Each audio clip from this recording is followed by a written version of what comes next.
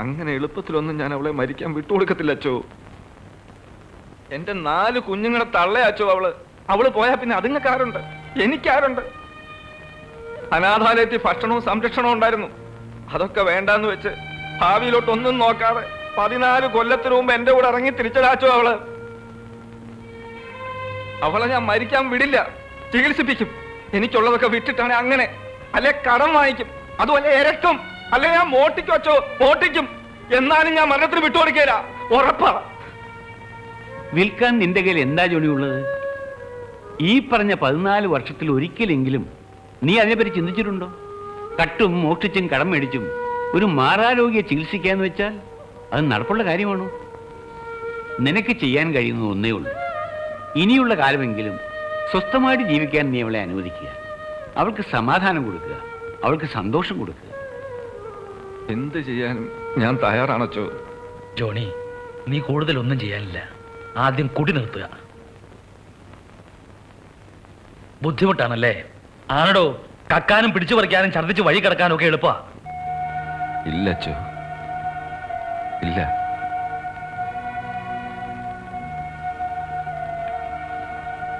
നിങ്ങൾ രണ്ടുപേരെയും തമ്പുരാനെ സാക്ഷി നിർത്തി ഞാൻ പറയാ, എന്റെ 4 കുഞ്ഞുങ്ങളാണ്, എന്റെ ആനിയാണ്.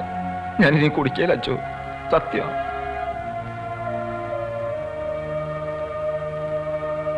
ഏത് ഡോക്ടർ ചികിത്സിച്ചാലും ദൈവം കൂടെ ഉണ്ടെങ്കിലേ ചികിത്സ ഫലിക്കും. നിങ്ങൾ രണ്ടുപേരും പ്രാർത്ഥിക്കണം എന്റെ ആനിക്ക് വേണ്ടി.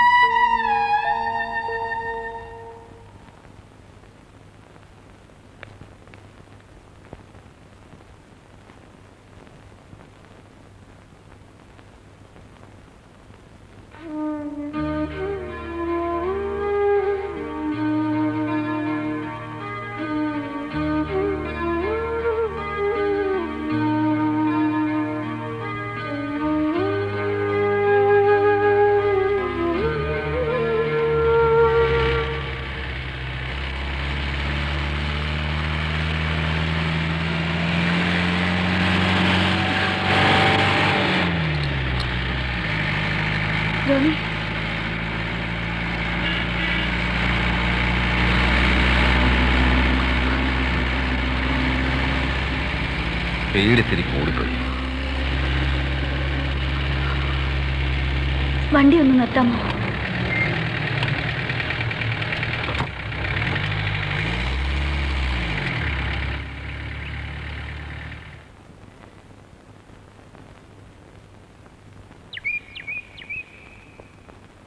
തളരരുത് ജോണി. തളർന്നാൽ എനിക്ക് ഒറ്റയ്ക്ക് പിടിച്ചു നിൽക്കാൻ കഴിയില്ല.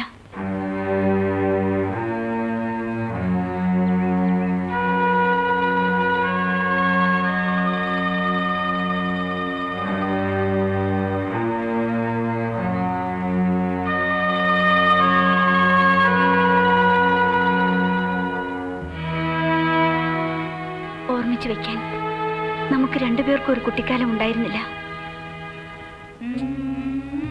അപ്പൻ, അമ്മ, സഹോദരങ്ങൾ, അവരുടെ വലിയ വലിയ സ്നേഹങ്ങൾ, അതിനിടയിൽ കൊച്ചു കൊച്ചു പിണക്കങ്ങൾ. നമുക്ക് കിട്ടാതെ പോയതെല്ലാം നമ്മുടെ കുഞ്ഞുങ്ങൾക്ക് കിട്ടണം.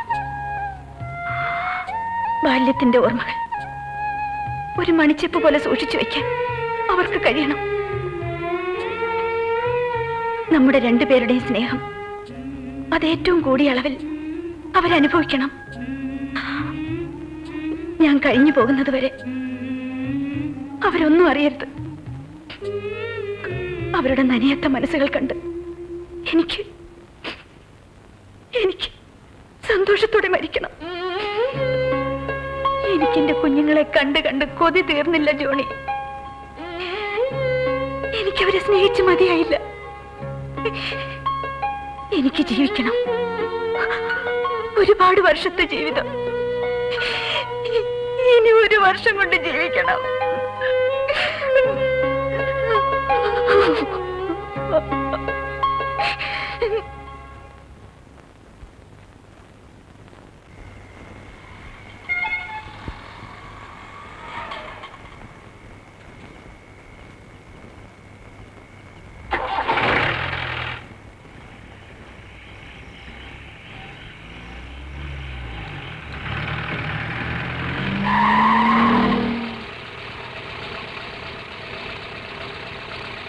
ഒന്ന് പൊറോട്ട എടുത്തേ. ആ നീയാണോ?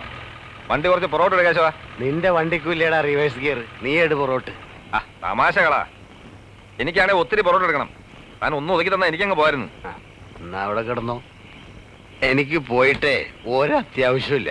കേശവ എനിക്ക് പോയിട്ട് അത്യാവശ്യം ഉണ്ടെന്ന്. നീ വണ്ടി ഒന്ന് മാറ്റേ. എടാ കേശവന്റെ വണ്ടി അങ്ങനെ കണ്ട ചെറ്റകൾക്കൊന്നും വഴിമാറി കൊടുക്കാറില്ല. നീ വലിയ ഹീറോ അല്ലേ, ഇടിച്ചു മാറ്റിട്ട് പോടാ. കേശവ കണക്ക് പറയാനുള്ള സമയമല്ല ഇത്. എനിക്ക് പോയിട്ട് തിരക്കൊണ്ടെന്നാ ഞാൻ പറഞ്ഞേ. മര്യാദയ്ക്ക് നീ വണ്ടി മാറ്റുന്നോ അതോ എന്റെ തനി ഗുണം ഞാൻ കാണിക്കണോ? തനി ഗുണം കാണിച്ചവനൊക്കെ കേശവന്റെ ഇന്ന് അപ്പ കിട്ടിയിട്ടുണ്ട്. നിന്റെ മോൻ എന്റെ വണ്ടിയുടെ ചില്ലെറിഞ്ഞ് പൊട്ടിച്ചപ്പോ ഞാൻ അവന്റെ പേര് കുറിച്ചിട്ടതാ. വണ്ടി അബദ്ധത്തില് മുട്ടിയൊന്നുമല്ലടാ, ഞാൻ മുട്ടിച്ചതാ. വീഴ്ച കണ്ടപ്പോ തീർന്നു എന്ന് വിചാരിച്ചത്, പക്ഷെ ചത്തില്ല. ആയുസിന്റെ ഒരു ബലേ.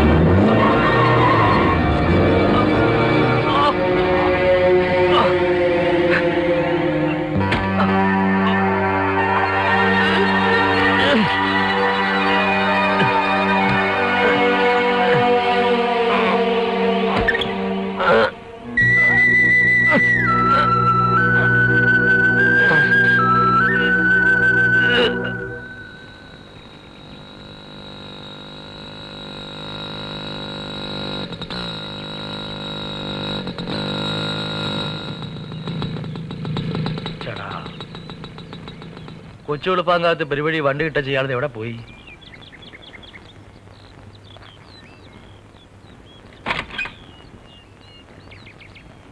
ജോണി,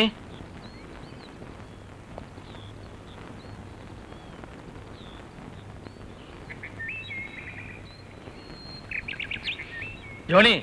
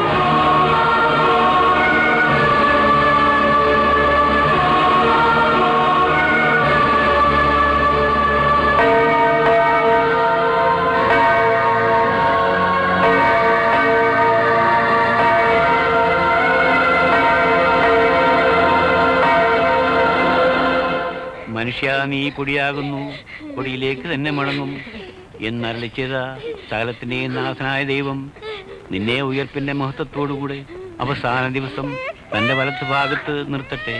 ജീവന്റെയും മരണത്തിന്റെയും നാഥം പിതാവും പുത്രനും പരിശുദ്ധാത്മായ സർവേശ്വര. കർത്താവേ, എന്റെ രക്ഷകനായ ദൈവമേ, രാവും പകലും നിന്നോട് ഞാൻ പ്രാർത്ഥിക്കുന്നു. എന്റെ പ്രാർത്ഥന നിന്റെ പക്കലെത്തട്ടെ. എന്റെ അപേക്ഷ നീ കേൾക്കണമേ.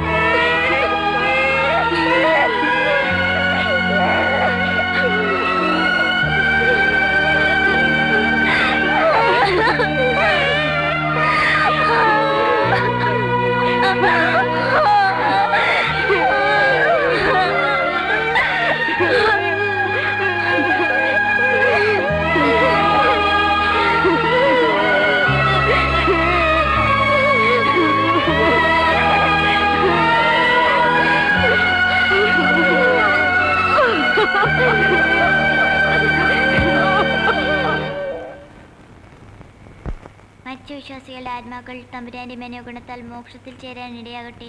ഈശോ മിശിഹായ കർത്താവിന്റെ തിരുവിലാവിലെ ചോരയെക്കുറിച്ച് മരിച്ച ആത്മാക്കളുടെ മേൽ കൃപയായിരിക്കണമേ. സ്വർഗസ്ഥനായ ഞങ്ങളുടെ പിതാവേ, അങ്ങയുടെ നാമം പൂജിതമാകണമേ. അങ്ങയുടെ രാജ്യം വരണമേ. അങ്ങയുടെ തിരുമനസ്സ് സ്വർഗത്തെ ഭൂമിയിലുമാകണമേ. അന്നു വേണ്ട ആഹാരം എന്നും ഞങ്ങൾക്ക് തരണമേ. ഞങ്ങളോട് തെറ്റ് ചെയ്യുന്നവരോട് ഞങ്ങൾ ക്ഷമിക്കുന്നത് പോലെ ഞങ്ങളുടെ തെറ്റിനെ ഞങ്ങളോട് ക്ഷമിക്കണമേ. ഞങ്ങളെ തിന്മയിൽ നിന്ന് ഞങ്ങളെ രക്ഷിച്ചുകൊള്ളണമേ.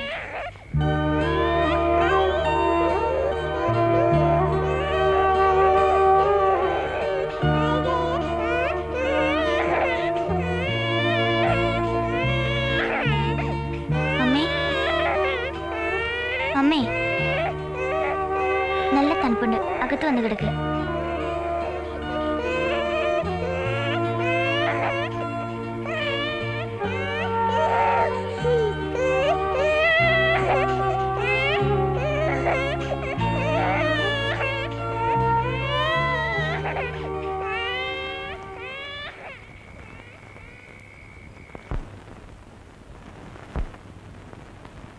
യോഹന്നാന്റെ സുവിശേഷം. ആദിയിൽ വചനമുണ്ടായിരുന്നു, വചനം ദൈവത്തോടുകൂടെയായിരുന്നു, വചനം ദൈവമായിരുന്നു, അവൻ ആദിയിൽ ദൈവത്തോടുകൂടെയായിരുന്നു. സമസ്തവും അവനിലൂടെ ഉണ്ടായി, ഒന്നും അവനെ കൂടാതെ ഉണ്ടായിട്ടില്ല. അവനിൽ ജീവൻ ഉണ്ടായിരുന്നു, ആ ജീവൻ മനുഷ്യരുടെ വെളിച്ചമായിരുന്നു. ആ വെളിച്ചം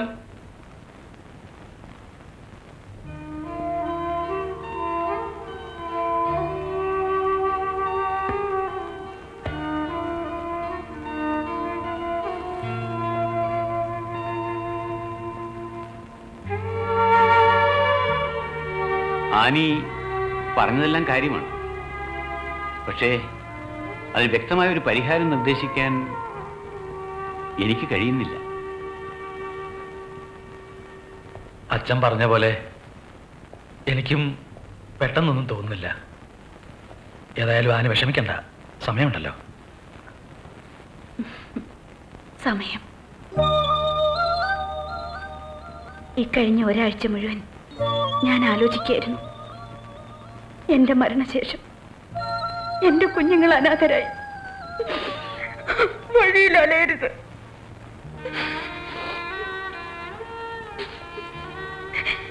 ഞാൻ കൂടി ഇല്ലാതാവുമ്പോ കിടപ്പാടം പോലും ഇല്ലാത്ത അവരും പിച്ചക്കാരും തമ്മിൽ എന്താ വ്യത്യാസം?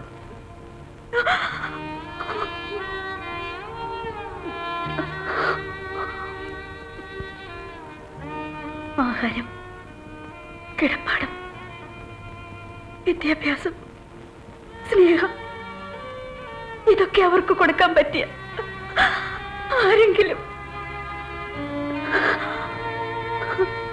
നിങ്ങൾ എന്നെ സഹായിക്കണം.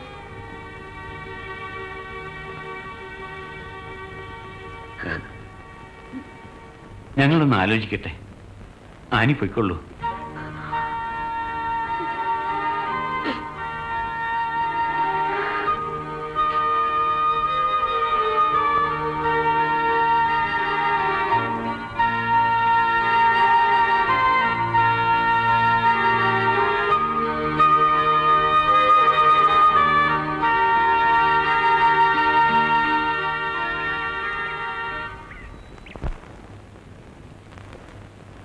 ആനയുടെ പ്രശ്നം ഞാനും ഡോക്ടറച്ഛനും കൂടെ ഒരുപാട് ആലോചിച്ചു. തീരുമാനമെടുക്കുന്നതിന് മുമ്പ് മുകളിലൊരു ഉപദേശം കേൾക്കുന്നത് തെറ്റില്ലല്ലോ എന്ന് വിചാരിച്ച് അരമനയിലേക്ക് എഴുതിയിരുന്നു. ഇന്ന് പിതാവിൻ്റെ മറുപടി വന്നു. നമ്മുടെ അതിരൂപതയില് സഭയുടെ വകയായിട്ട് 3 അനാഥ മന്ദിരങ്ങളുണ്ട്. അവിടെ ആവുമ്പോൾ പിതാവിന് കാര്യങ്ങളൊക്കെ നേരിട്ടറിയാവുന്ന സ്ഥിതിക്ക് കുട്ടികളുടെ സേഫ്റ്റിയുടെ കാര്യത്തിൽ പ്രശ്നമൊന്നുമില്ലെന്നാണ് ഡോക്ടറച്ഛനും പറയുന്നത്. ഫുഡ്, അക്കോമഡേഷൻ, ഭാവിയിലേക്കുള്ള ജീവിതത്തിൻ്റെയും തൊഴിലിൻ്റെയും സാധ്യതകൾ ഇതൊക്കെ അവിടെ വളരെ കൂടുതലാണ്. എനിക്ക് നേരിട്ടറിയാം. Saint George orphanage. ഓർഫനേജ് വേണ്ട, അത് വേണ്ട ഫാദർ. വിഷമിക്കാനൊന്നുമില്ല. ആനയും ജോണിയും ജീവിച്ച സാഹചര്യങ്ങളല്ല ഇന്ന് അനാഥ മന്ദിരങ്ങളിൽ. ചെണ്ടകുട്ടി പാട്ട് പാടാൻ കുട്ടികളെ തെരുവിലിറക്കാറില്ല. കൃത്യമായ ഫണ്ട്സ്, വിദേശ സഹായം, തൊഴിൽശാലകൾ. എന്തൊക്കെ ഉണ്ടായാലും അനാഥ മന്ദിരം അനാഥരുടെ മന്ദിരമല്ലേ ഫാദർ? അവിടെ നാഥനില്ലല്ലോ. അതുപോലൊരു സ്ഥാപനത്തിൽ ജനിച്ചു വളർന്ന എനിക്ക്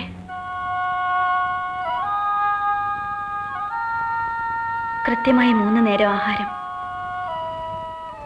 ചിലപ്പോ അത് 2 നേരം. ചെറിയൊരു മുറിയിൽ 10-25 പേർ, വൃത്തിയില്ലാത്ത ഡോർമിറ്ററി. ആ സാഹചര്യങ്ങളെല്ലാം ഇപ്പൊ നന്നായിട്ടുണ്ടാവും. പക്ഷേ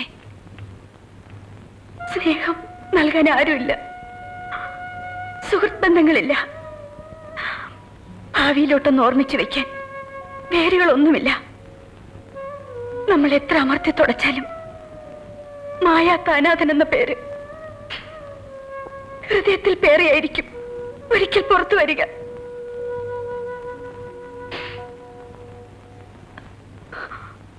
ഫാദറിന് ഒരുപാട് ബന്ധങ്ങളൊക്കെ ഉള്ളതല്ലേ? എന്റെ കുഞ്ഞുങ്ങളെ ഓരോ വീടുകളിൽ എത്തിക്കാൻ പറ്റുമോ? വീടുകളെന്ന് പറയുമ്പോ അഡോപ്ഷൻ. കുട്ടികളെ ദത്തെടുത്ത് വളർത്താൻ താല്പര്യമുള്ളവരുണ്ടാവുമല്ലോ.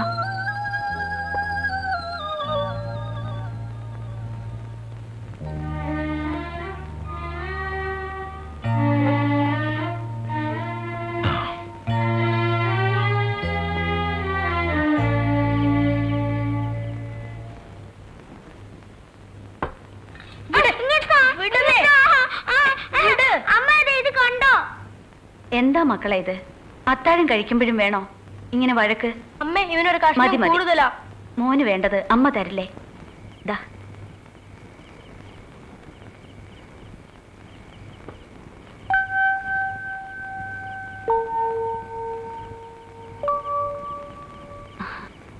ഞാൻ അടുത്തുള്ളപ്പോ തന്നെ ഇങ്ങനെ.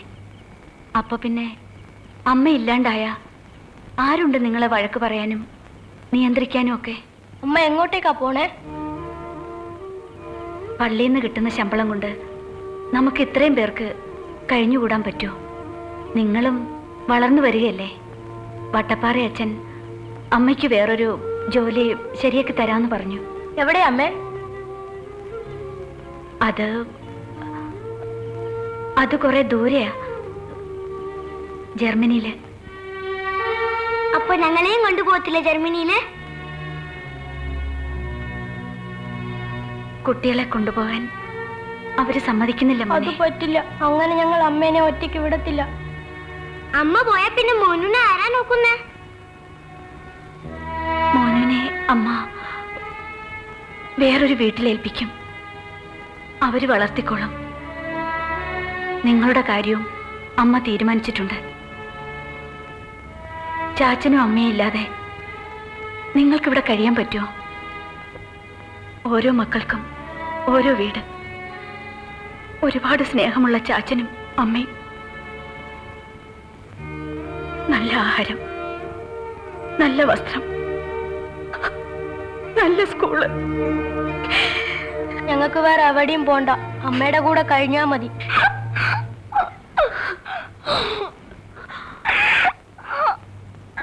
മീനു,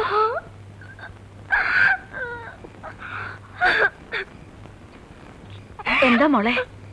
അമ്മ എന്തിനാ ഞങ്ങളുടെ നോണ്ട് പറയുന്നേ? ജർമ്മനി പോവാന്നൊക്കെ സുഖമില്ലാത്തോണ്ടല്ലേ? അമ്മ മരിച്ചു പോകുമെന്ന് വിചാരിച്ചിട്ടല്ലേ?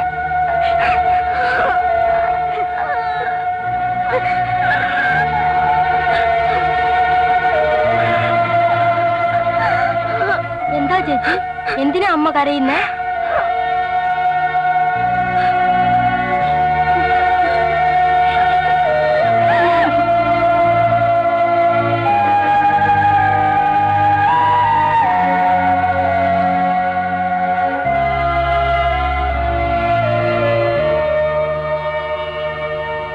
ഡോക്ടറല്ലേ ഇതൊക്കെ പറഞ്ഞത്, ദൈവമല്ലല്ലോ.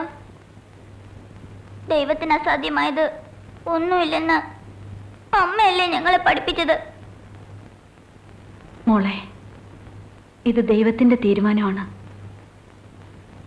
ഡോക്ടർ അത് മനസ്സിലാക്കി തന്നേ ഉള്ളൂ.